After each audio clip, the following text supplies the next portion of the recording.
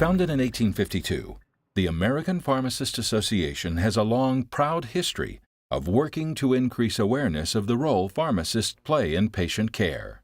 The mission of the association is to help our members, empower our members to improve medication use and advance patient care. We believe that when pharmacists get involved in patient care, and specifically medication management, costs go down and quality goes up. The 2011 U.S. Public Health Services Report, Improving Patient and Health System Outcomes Through Advanced Pharmacy Practice, states performance research has demonstrated that patient care services delivered by pharmacists can improve patient outcomes, promote patient involvement, increase cost efficiency, and reduce demands affecting the healthcare system. Pharmacy's really transformed from a primarily dispensing role to now one of cognitive services and helping patients understand how to take their medications appropriately.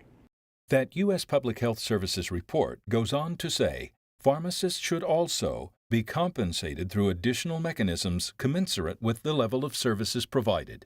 Under the Social Security Act, the only people that can bill for their services are people who are providers under the Act. Pharmacists are currently not listed as providers. Most pharmacists that I know would rather be dealing with patients than dispensing, but you can't get to that point unless you have some type of viable payment model.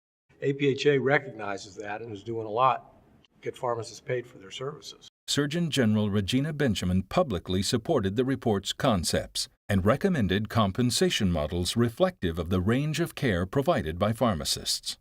It's really significant that one of the highest ranking medical professionals in the U.S. government is supporting the role of the pharmacist as a healthcare provider.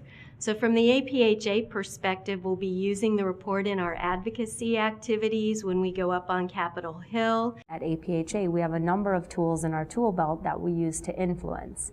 The Key Contacts Network is a critical piece in that tool belt, and they're the people who make that connection to their elected official, build the relationship, and is one of the only things that can actually move an issue up on Capitol Hill. The recently enacted healthcare reform bill set up an entity within CMS called the Centers for Medicare and Medicaid Innovation. They have $1 billion, and what they want is not net new, brand new things. They want to know, what are pharmacists doing right now that works really well? They want to take that, replicate it, scale it up, and spread it all across the country. New healthcare business models are creating opportunities for pharmacists to take on additional provider roles.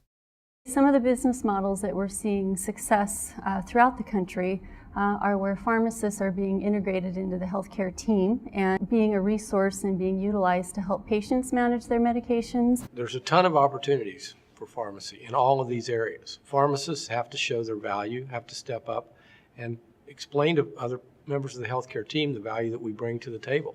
And things like the Surgeon General's report and other studies that have been done by the APHA Foundation, like APhA, all demonstrate the value of pharmacists. So the future's ours. It's up to us to make the most that we can of all these opportunities and new things that are happening in healthcare.